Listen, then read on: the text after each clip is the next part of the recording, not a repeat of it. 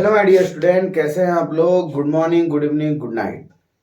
तो आज बज रहे हैं रात के 2 और हम आपके लिए लेके आए हैं बोर्ड का एक बहुत ही खूबसूरत सा टॉपिक, जिसमें हम पढ़ाएंगे गाउस लॉ।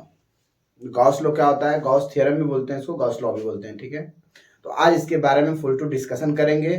ठीक है, तो मैं आपके लिए इतना मेहनत करता हूँ, रात के 2 बजे 3 बजे वीडियो बनाता हूँ, तो आप लोग वीडियो को थोड़ा फॉरवर्ड करो। ठीक है ना, शेयर करो, लाइक करो, कमेंट करो।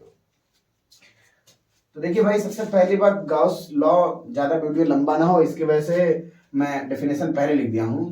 तो the net electric flux through a close surface 3D। Close surface मतलब क्या होता है? 3D। क्लोज सरफेस समझते हैं ना?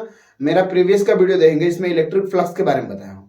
अगर उसको जाके पहले से देख लेंगे तो ये वाला टॉपिक आपके लिए बहुत बहुत आसान हो जाएगा। ठीक है, तो पढ़ते हैं कि the net electric flux. Electric flux के बारे में अगला मेरा प्रीवियस वीडियो है, जाके देख लीजिए। यूट्यूब पे सर्च करिए electric flux infinity NCERT lecture 9। ठीक है, ये है। तो the net electric flux through a closed surface. Close surface मतलब क्या होता है? मतलब कि जो नेट इलेक्ट्रिक फ्लक्स है, इलेक्ट्रिक फ्लक्स जो होता है, इलेक्ट्रिक फील्ड लाइन जो होती है, पास करती है किसी परपेंडिकुलर किसी सरफेस से। मैं थोड़ा सा फ्लक्स के बारे में बता देता हूं कि अगर ये कोई एरिया है, ठीक है, अगर इलेक्ट्रिक फील्ड लाइन इससे परपेंडिकुलर क्या करती है? पास करती है, ऐसे ऐसे पास करती है इलेक्ट्रिक फील्ड लाइन, तो यही इसका फ्लक्स हो गया। फ्लक्स कितना हो गया? फाई से रिप्रेजेंट करते हैं, फ्लक्स कितना हो गया? 2। ठीक है ना, और फ्लक्स का फॉर्मूला होता है E इंटू ए कॉस थीटा होता है। ठीक है, ये फॉर्मूला होता है, या फिर इंटीग्रेशन फॉर्म में लिखना चाहें, मतलब कि एलिमेंटल में, तो ई इंटू डी ए हो जाता है। ठीक है ना, ये भी फॉर्मूला होता है। ठीक है, यहाँ पे डी ए हो जाता है। ठीक है, तो ये होता है इलेक्ट्रिक फील्ड लाइन। आप मेरा पहले का वीडियो जाके विजिट करें, उसको देखें पहले। ठीक है, उसके बाद समझ में आए। तो दिया है द नेट इलेक्ट्रिक फ्लक्स। जो नेट इलेक्ट्रिक फ्लक्स का मतलब क्या होता है कि मतलब टोटल जो इलेक्ट्रिक फील्ड लाइन जो परपेंडिकुलर पास करती है वही इलेक्ट्रिक फ्लक्स होता है।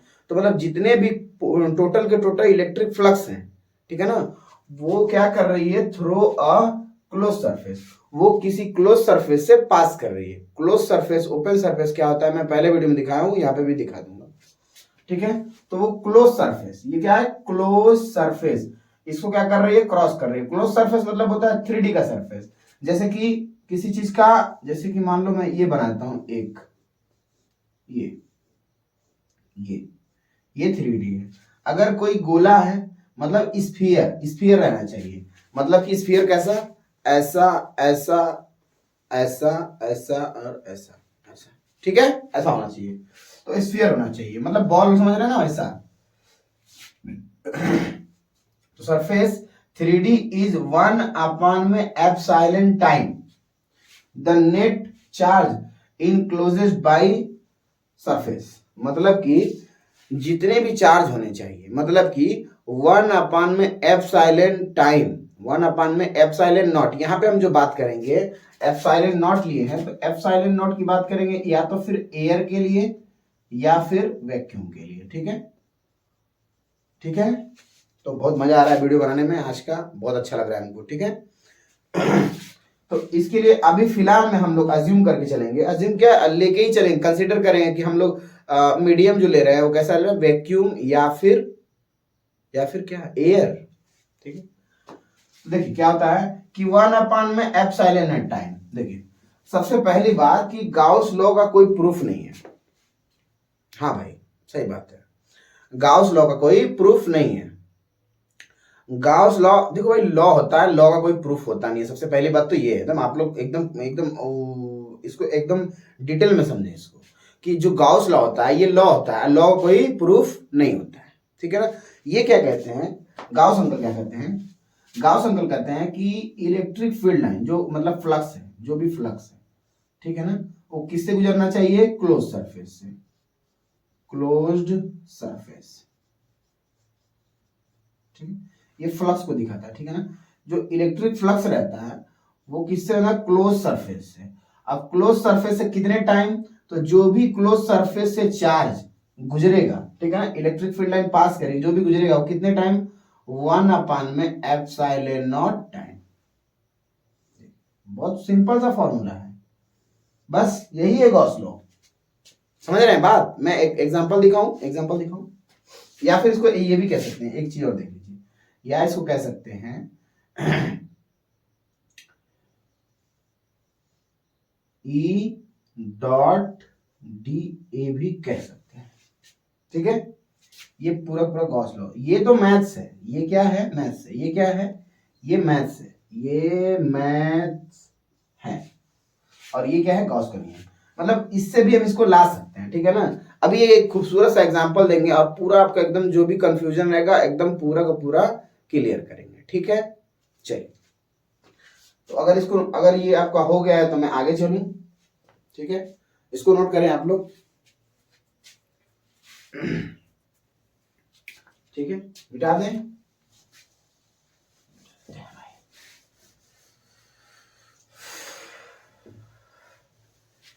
चलिए गॉस लॉ के बारे में थोड़ी सी बातें करते हैं, प्यारी प्यारी सी बातें करेंगे आज की रात आपके नाम, फिजिक्स के नाम भाई, फिजिक्स के नाम, ठीक है। तो सुबह फ्लक्स जो होता है, फ्लक्स इक्वल टू क्या होता है आपको बताएं, Q/में एप्सिलॉन नॉट, ठीक है ना। ये Q जो होना चाहिए कितना होना चाहिए? नेट चार्ज, ठीक है ना। नेट चार्ज मतलब टोटल चार्ज कितना है, किसी भी 3D सरफेस के अंदर नेट चार्ज कितना जा रहा है, ठीक, कितना पास कर रहा है, तो इसलिए पूरा पूरा नेट चार्ज लेंगे। जैसे मैं एक बता देता हूँ एक एग्जांपल। जैसे मैं कोई बॉडी ले लिया, ठीक है, सपोज दैट ये कोई बॉडी है, किडनी बन गई क्या, यहाँ पे कोई चार्ज Q1 है और यहाँ पे कोई चार्ज क्या है? Q2 है, ठीक है। ध्यान से देखो, अगर ये चार्ज Q2 है, ये Q1 है, इसका एरिया वेक्टर समथिंग कुछ होगा, ठीक है ना। अगर ये चार्ज है तो एरिया वेक्टर किधर जाएगा? ऐसे जाएगा। अगर ये चार्ज है तो इसके लिए एरिया, चार्ज तो ऐसे रहेगा भाई, एरिया वेक्टर कैसे जाएगा? ऐसे जाएगा, ठीक है ना। एरिया वेक्टर, सॉरी, ये हो गया आपका एरिया वेक्टर। ये क्या हो गया? Area vector. और इसकी वजह से एरिया वेक्टर किधर जाएगा? इधर एरिया वेक्टर, एरिया वेक्टर तो इधर ही होगा, और इलेक्ट्रिक फील्ड जो होता है उधर इधर पास करेगा, ऐसे, ठीक है। कोई दिक्कत? अब ध्यान से देखें, अरे भाई देखें ना इसको आप लोग, चार्ज किधर जाएगा? अवे फ्रॉम द चार्ज, ठीक है ना, अवे फ्रॉम द चार्ज। और जो एरिया वेक्टर होता है सरफेस के क्या होता है? किसी प्लेन में होता है ना, किसी दो एक्सिस में क्या बनता है? कोई भी एरिया वेक्टर बनता है आपका। और उस एरिया वेक्टर जो जिस मतलब कि दो एक्सिस में बनता है, उसके तीसरे एक्सिस में आपका एरिया वेक्टर होता है। जैसे मैं बता दूं, कल बताया था मैं, कल का नाम मत लूं। देखो, अगर ये कोई, ये वाई एक्सिस है और ये क्या है? एक्स एक्सिस है, तो जो एरिया वेक्टर है किसी जेड एक्सिस में होगा, या तो फिर अंदर की तरफ या तो फिर बाहर की तरफ, ठीक है, ऐसा होता है। तो यहाँ पे अगर फ्लक्स की बात करेंगे, अभी इसके बारे में डिटेल बात करेंगे। अगर इसके बारे में देखा जाए तो फ्लक्स कितना हो जाएगा? फ्लक्स इक्वल टू कितना जाएगा? Q1 और Q2 और अपान में एप्सिलॉन नॉट, ठीक है ना। मतलब कि जितने चार्ज हैं सबको हम कंसीडर करेंगे, ठीक है ना, जितने चार्ज है उसको सबको कंसीडर करेंगे। कोई दिक्कत? इसको नोट करें, फिर आगे चलें।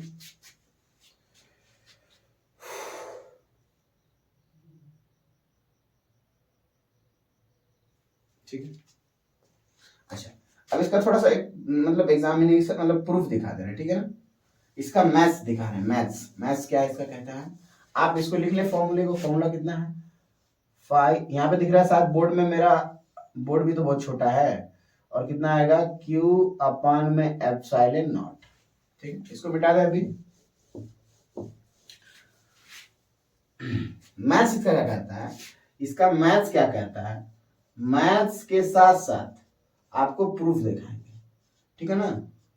और सबसे खूबसूरत बात ये बता दें कि गाउस लॉ का कोई प्रूफ नहीं है, गाउस लॉ का कोई प्रूफ नहीं है, लॉ है, लॉ का प्रूफ नहीं होता, जैसे कि हम पहले बता चुके हैं। ये एग्जाम्पल के तौर पे हम आपको फील देना चाहते हैं, इसके वजह से बता रहे हैं, ठीक है ना। बाकी इसका तो टोटल फॉर्मूला खाली यही है, यही फॉर्मूला है इसका, ठीक है ना। सिर्फ ये फॉर्मूला है इसका, यही है गॉस लॉ, बस इतना ही, ठीक है ना। ये टोटल चार्ज होगा, नेट चार्ज होगा, और ये क्या होगा? एप्सिलॉन नॉट होगा, ठीक है। तो अभी हम बताएंगे आपको कि इसका कुछ प्रूफ दिखाएंगे ना एग्जामिनेशन में। सबसे पहली बात देख लें आप लोग कि फाई इक्वल टू होता है क्या, ई डॉट डी ए। ई डॉट डी ए होता है, कोई दिक्कत इसमें, कोई दिक्कत नहीं होनी चाहिए, ठीक है। अब ध्यान से सबसे पहले इसको मिटा देते हैं, इसको थोड़ा मिटा ताकि जगह मिल जाए हम लोगों को। और मैं यहाँ बना देता हूँ एक स्फीयर, इसको मिटा दो, क्या मिटा देता हूँ, आप लोग समझ ही गए होंगे। एक स्फीयर बना देता हूँ ऐसे, मेरे जैसा स्फीयर आपका नहीं बन पाएगा, कोशिश ना करें, कृपया इसे घर पे ट्राई ना करें। मेरे जैसा स्फीयर आपका नहीं बन सकता है, कृपया इसे घर पे ट्राई ना करें, अन्यथा दुर्घटना घट सकती है। कर सकते हैं भाई, इसमें कौन सी बात है, मजाक था भाई, मजाक। चलिए ये एरिया वेक्टर हो गया। ध्यान से देखें, हम यहाँ पे छोटा सा एक एलिमेंटल एरिया लेते हैं, ठीक है। तो एरिया वेक्टर किधर होगा, एरिया वेक्टर होता है इस डायरेक्शन में, जिसको हम कह देते हैं छोटा सा एरिया, जिसको बोल देंगे डी ए। छोटा सा एरिया तो क्या बोल देंगे इसको, डी ए, ठीक है। ध्यान से देखो, इलेक्ट्रिक फील्ड लाइन किधर जाएगी, इलेक्ट्रिक फील्ड लाइन इधर ही जाएगी। अरे भाई जिस डायरेक्शन में डी ए रहेगा उधर ही उसी डायरेक्शन में इलेक्ट्रिक फील्ड लाइन जाएगी ना। यहाँ पे कोई चार्ज रहेगा भाई, यहाँ पे क्या आ जाएगा आपका ई आ जाएगा। और हम इसको ई ही क्यों लिखे, कुछ और भी तो लिख सकते हैं, क्या डी ए लिख सकते हैं, डी ई नहीं, मैं बता रहा हूं क्यों। यहाँ पे सिर्फ इसको ई लिख देंगे, बिकॉज यहां से यहां तक की डिस्टेंस, यहां से यहां तक की डिस्टेंस कितनी है, यहां से यहां तक डिस्टेंस आर ले लेते हैं, ठीक है ना। यहां से लेके यहां तक की डिस्टेंस कितनी है, आर है, समझ रहे हैं बात, आर है। ध्यान से देखिए, एरिया वेक्टर सरफेस के बाहर होता है, मैं बता चुका हूं आपको, ठीक है ना।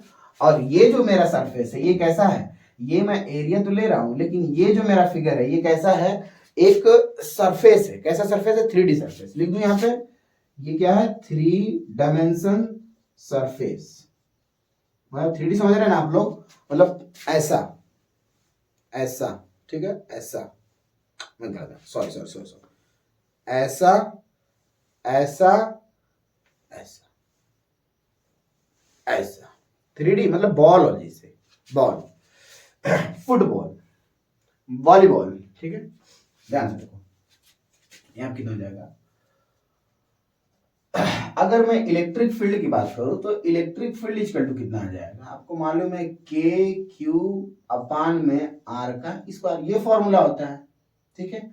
यहाँ पे क्यू तो यही है, आर कितना है, आर का वैल्यू कितना है, कैपिटल आर है, तो हम आर कैपिटल आर का स्क्वायर कर देंगे। अब ध्यान से देखो कि यहां से इधर भी, ठीक है, यहां से इधर भी, यहाँ पे एरिया वेक्टर डी ए और इलेक्ट्रिक फील्ड यहाँ पे बाहर की तरफ, ठीक है। यहाँ पे डिस्टेंस आर होगा, क्योंकि भाई ये एक स्फीयर है ना, तो हर जगह इसका डिस्टेंस तो आर होगा।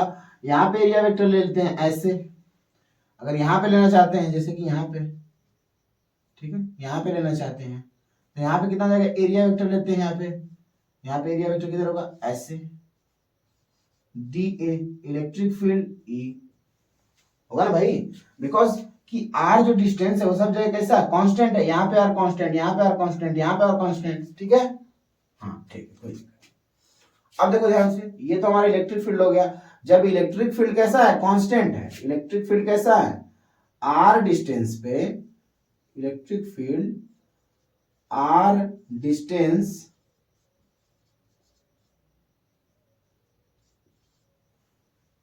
आप लोग यूट्यूब वाला समझते हैं ना, व्हाट्सएप वाला पे कांस्टेंट पर लिखते हैं, पर कांस्टेंट है। मेरी इंग्लिश इतनी अच्छी नहीं है, ठीक है ना, फिर भी कोशिश तो करता हूं इंग्लिश मेरी अच्छी हो जाए, ठीक है ना। आप लोग पढ़ते होंगे ना व्हाट्सएप वाला, आर डिस्टेंस पर कांस्टेंट होता है इलेक्ट्रिक फील्ड, ठीक है। अब ध्यान से अब क्या करेंगे, फाई बराबर क्या होता है, फाई अगर मैं निकालना चाहूं यहाँ पे तो भाई छोटा सा एलिमेंट लूंगा तो फ्लक्स कितना आएगा, छोटा आएगा। मैं ध्यान से देखो, अगर छोटा सा एरिया लूंगा तो फील्ड लाइन कितनी जाएगी, कम जाएगी, मतलब इलेक्ट्रिक फ्लक्स भी कम ही होगा। अगर बहुत बड़ा एरिया ले लूंगा तो बहुत सारी जाएगी, तो इलेक्ट्रिक फ्लक्स भी ज्यादा होगा। तो ध्यान से देखो, डी फाई इक्वल टू कितना हो जाएगा, d phi equal to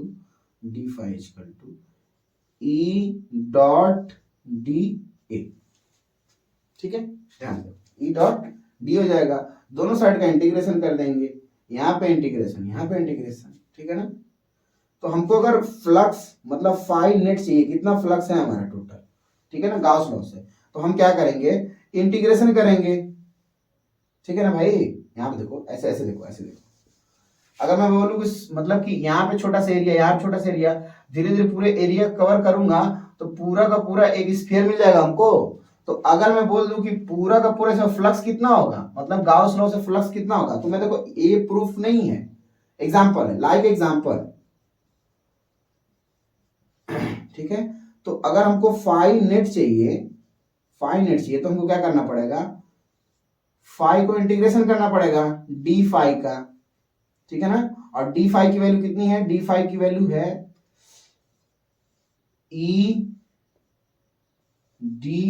E dot D.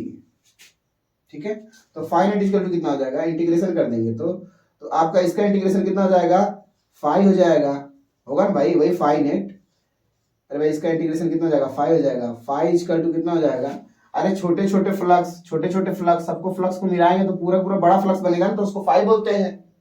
आप लोग को इतना मालूम होगा, मैं वीडियो में बता चुका हूं आपको।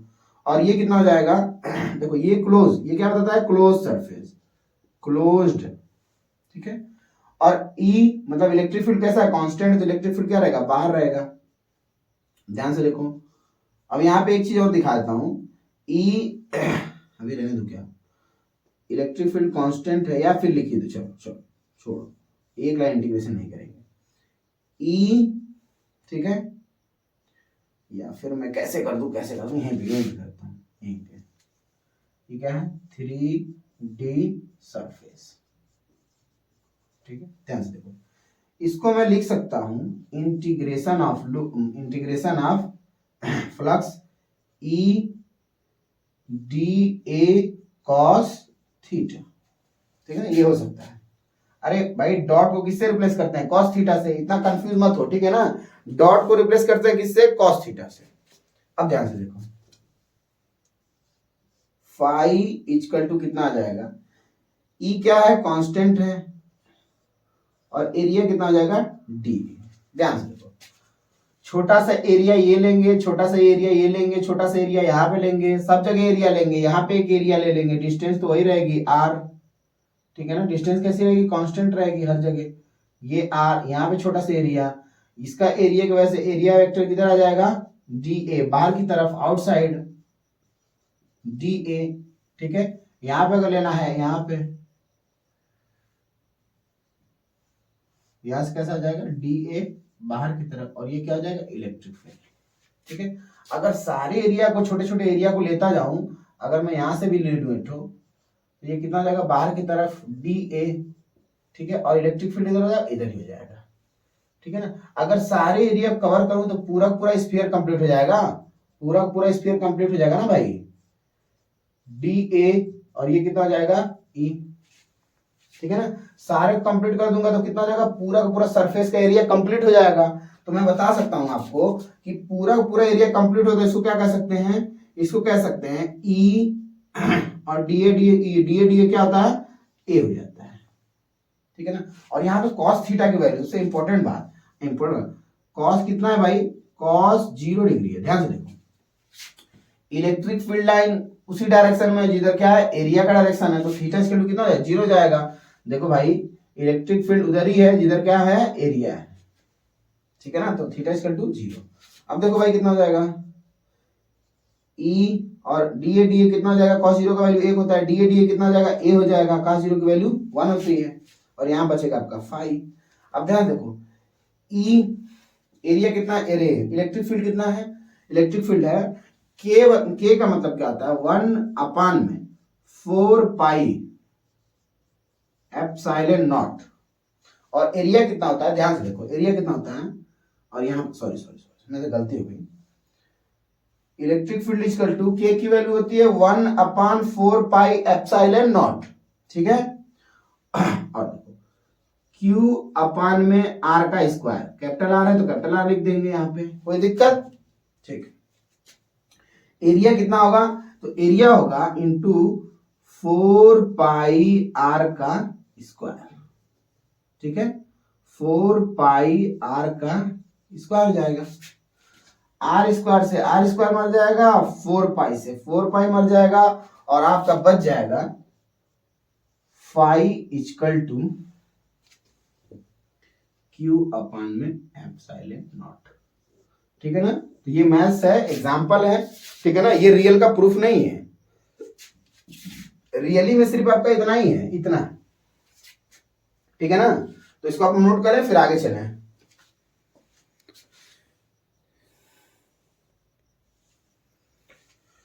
चलिए अगला पॉइंट कंसीडर करते हैं, देखते हैं यहाँ पे कि size of closed surface do not affect not flux net flux, ठीक है ना। मतलब कि जो नेट फ्लेक्स होता है वो साइज को कोई इफेक्ट नहीं करता है, ठीक है ना। यानी कि size of close surface do not affect net flux, ठीक है ना। नेट फ्लक्स मतलब कोई भी साइज होता है वो नेट फ्लक्स को कोई इफेक्ट नहीं कर सकता है, ठीक है ना, कोई इफेक्ट नहीं कर सकता। अब देखिए shape of close surface do not affect net flux, ठीक है ना, चाहे शेप हो चाहे साइज हो, कोई इफेक्ट उस पर नहीं कर सकता, ठीक है।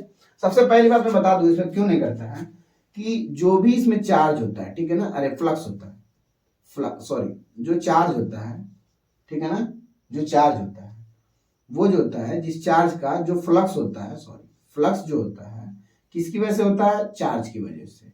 तो जो चार्ज होता है यानी कि जो चार्ज होता है, ठीक है ना, किसी फ्लक्स से कितना निकलता है? Q अपान में एप्सिलॉन नॉट, ठीक है, इतना ही निकलता है। लिख दो यहाँ पे कि इतना निकलता है, निकलता है। यूपी बोर्ड वाले खुश हो गए, यार हिंदी में आज पढ़ा दिया है पूरा पूरा इसमें। तो फ्लक्स जो होता है चार्ज की वजह से होता है, और कभी भी किसी भी सरफेस से Q अपान में एप्सिलॉन नॉट निकलता है, ऐसा गॉस ने कहा था, गॉस अंकल, ठीक है। अब इसके कुछ इंपॉर्टेंट पॉइंट लिखवा देंगे, ठीक है ना। जैसा कि आपको मालूम है फ्लक्स इक्वल टू कितना होता है, फ्लक्स इक्वल टू होता है Q अपान में एप्सिलॉन नॉट। और एक बात और इंपॉर्टेंट है कि ये जो फ्लक्स आपका आता है वो पॉइंट चार्ज के लिए वैलिड है, ठीक है ना। बड़े चार्ज के लिए भी कर सकते हैं, लेकिन गाउस ने जो पॉइंट चार्ज पे एक्सपेरिमेंट किया था, ठीक है ना, तो पॉइंट चार्ज के लिए क्या है, ये अवेलेबल है। कर लीजिए, इसको नोट कर लीजिए, ठीक है। ये पहला पॉइंट था, ये पहला पॉइंट, ठीक है। दूसरा पॉइंट क्या आ जाएगा? दूसरा पॉइंट, एक मैं कोई ऐसा फिगर लेता हूं, ठीक है, ठीक है। दूसरा पॉइंट होगा phi inside the charge. Charge कभी भी लेंगे फ्लक्स में, देखो फ्लक्स की बात हो रही है, जब फ्लक्स में चार्ज लेंगे, अगर मैं बोल दूं कि फ्लक्स में चार्ज लेंगे तो कैसा लेंगे? फ्लक्स में चार्ज कैसा लेंगे? इनसाइड, जो अंदर रहेगा, ठीक है ना, 3D सरफेस के अंदर रहेगा, ठीक है ना। ध्यान से, ये 3D है, ये क्या है? 3D। अब अगर मैं बोल दूं कि यहाँ पे कोई चार्ज है जिसको बोलते हैं Q, ठीक है, पॉजिटिव चार्ज है। अब इसकी वजह से इलेक्ट्रिक फील्ड लाइन कैसी हो जाएगी? ऐसे हो जाएगी, ऐसे हो जाएगी, ऐसे हो जाएगी, ठीक है, ध्यान से देखो, ऐसे हो जाएगी, मतलब अवे फ्रॉम द चार्ज, इस चार्ज से दूर की तरफ जाएगी, ठीक है ना, ध्यान से देखो। अब इसमें जो भी हमको करना है, तो बाहर वाले में तो करना नहीं है, जितनी अंदर से पास हो रही है उसको करना है। भाई मैं क्या बताऊं कि इलेक्ट्रिक फील्ड लाइन जो 3D सरफेस है, स्फीयर, 3D सरफेस स्फीयर से जो भी पास करेगी वही उसका गॉस लॉ बता सकते हैं, बाकी किसी का नहीं बता सकते हैं, ठीक है ना। तो गॉस लॉ सिर्फ 3D जो हमारा डायमेंशन के, जो 3 डायमेंशन के जितने भी हमको मटेरियल या फिर क्यूब, स्फीयर, ITC एक्सेट्रा, ठीक है ना, जो भी चीज आ जाएगी उसको हम क्या कर सकते हैं? कंसीडर कर सकते हैं, कोई दिक्कत इसमें? अच्छा, अब हम क्या करेंगे, यहाँ पे इसको थोड़ा सा और बड़ा कर दें क्या, ध्यान से देखो, यहाँ पे छोटा सा एलिमेंटल एरिया लेंगे, ठीक है। तो एरिया वेक्टर किधर हो जाएगा भाई? एरिया वेक्टर तो इधर ही हो जाएगा, DA, और इलेक्ट्रिक फील्ड लाइन किधर हो जाएगी? इधर हो जाएगी, ठीक है, ध्यान दो, एक केस ये लेते हैं और एक केस यहाँ पे ले लेते हैं। अब यहाँ पे देखेंगे ध्यान से, तो चार्ज भाई इलेक्ट्रिक फील्ड किधर होगी, इधर होगी भाई, उसी डायरेक्शन में इलेक्ट्रिक फील्ड, और एरिया वेक्टर किधर होगा, किसी सरफेस से बाहर की तरफ, यानी कि डी ए कैसा आ जाएगा, बाहर। अब बहुत खूबसूरत सा कॉन्सेप्ट है, एरिया वेक्टर जो होता है सरफेस से हमेशा बाहर होता है, यहाँ सरफेस तो बाहर होगा, ठीक है ना। अब ध्यान से देखो, इसमें देखो, अगर मैं बोल दूं कि phi1 इक्वल टू क्या होगा, अगर ये चार्ज है ना, इसको 5, इसको यहाँ पे 1 बोलते हैं, इसको 2 बोलते हैं। phi1 इक्वल टू होता है ई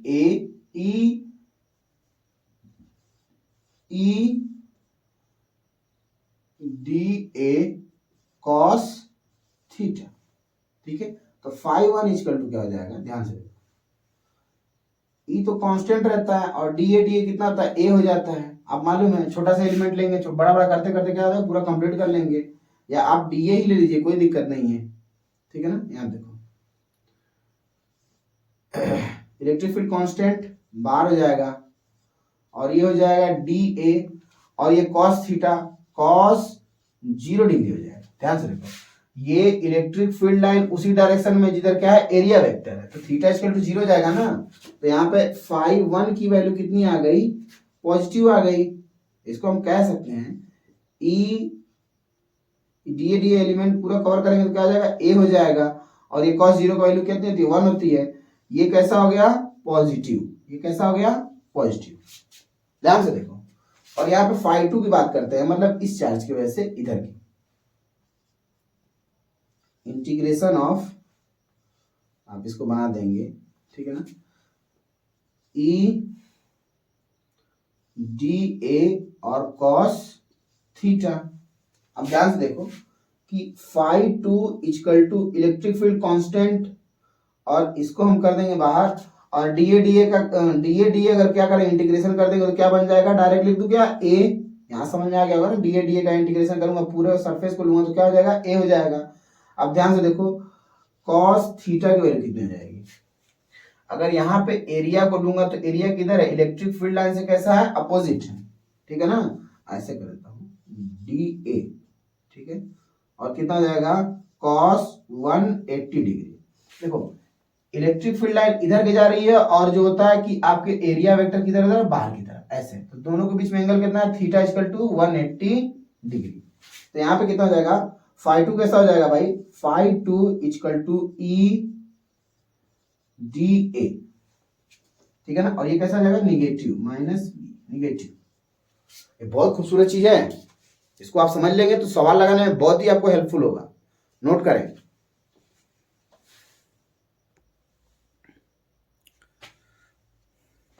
चलिए अगला पॉइंट है, इंपॉर्टेंट पॉइंट में, net electric field due to all charges inside outside for electric flux. मतलब जो नेट इलेक्ट्रिक फील्ड है, अगर चार्ज बाहर भी रहेगा तो भी आप इलेक्ट्रिक फ्लक्स निकाल सकते हैं, जो उसकी फील्ड लाइन होती है वो इनसाइड होनी चाहिए, ठीक है। तो चार्ज आउटसाइड रहे या इनसाइड, उससे कोई फर्क नहीं पड़ता। दूसरा पॉइंट है, Gauss law always applicable but not useful. Gauss law हर, मतलब कि एप्लीकेबल तो है लेकिन हर जगह नहीं, हमेशा के लिए नहीं, ठीक है ना। किसी भी 3D सरफेस के लिए हो सकता है लेकिन हमेशा के लिए नहीं, ठीक है ना। Gaussian surface should be symmetry about the charge distribution. Gaussian surface जो होता है should be symmetry about the charge distribution, मतलब कि Gaussian surface जो होना चाहिए सिमिट्री होना चाहिए। सिमिट्री नहीं भी रहेगा तो भी हो जाएगा, लेकिन सिमिट्री होना ही चाहिए, ठीक है ना। Gaussian surface कैसे, देखो यहाँ पे लिखा है, Gaussian surface should be symmetry about the charge distribution। जब चार्ज को डिस्ट्रीब्यूट करेंगे तो जो Gaussian surface रहेगा वो सिमिट्री होना चाहिए, ठीक है। अगला पॉइंट है, the electric field must be symmetric, equal constant same at all points of Gaussian surface. देखो कभी भी अगर इलेक्ट्रिक फील्ड लाइन की, अगर इलेक्ट्रिक फील्ड हम पूछ दें तो इलेक्ट्रिक फील्ड अगर डिस्टेंस पे डिपेंड करती है, डिस्टेंस अगर इक्वल है तो वो इलेक्ट्रिक फील्ड कैसी हो जाएगी, कांस्टेंट हो जाएगी, ठीक है, फिक्स हो जाएगी, और क्या हो जाएगी, इक्वल हो जाएगी और सेम हो जाएगी एट ऑल पॉइंट, मतलब सभी पॉइंट पे अगर डिस्टेंस बराबर है तो इलेक्ट्रिक फील्ड क्या हो जाएगी, कांस्टेंट हो जाएगी, सेम हो जाएगी, इक्वल हो जाएगी, ठीक है। तो नोट करें, फिर 2 पॉइंट और है। तो चलिए अगला पॉइंट है जिसको हम बता देते हैं, और यही मेरा लास्ट लेक्चर है, यही है, अब खत्म हो जाएगा ये कि द ठीक है। तो देखिए द इसका मतलब क्या होता है, एंगल बिटवीन इलेक्ट्रिक फील्ड और ये electric field and area vector must be same at all point the surface theta और थीटा इक्वल टू 90 डिग्री, ठीक है ना। मतलब थीटा की वैल्यू कितनी हो जाए, 90 डिग्री हो जाए या फिर 0 डिग्री हो जाए। अगर 90 डिग्री हो जाएगी मतलब कि सरफेस के कैसे परपेंडिकुलर, या फिर सरफेस के मतलब सरफेस के परपेंडिकुलर तो रहेगी electric field line, area vector भी उसी में हो जाएगा, ठीक है ना। अब ध्यान दो, Gaussian surface must not pass through at any charge. इसका मतलब क्या होगा, इसका मतलब क्या होगा, Gaussian surface must not pass through at any point. Gaussian surface जो होता है वो अधिकतर पास नहीं करता है, ठीक है ना। अधिकतर जो होता है, सॉरी ये किसके लिए होता है, ये वैलिड होता है सिर्फ पॉइंट चार्ज के लिए। आज के लिए इतना ही, मिलते हैं नेक्स्ट वीडियो में। वीडियो अच्छा लगे तो लाइक करो, कमेंट करो, शेयर करो, ठीक है।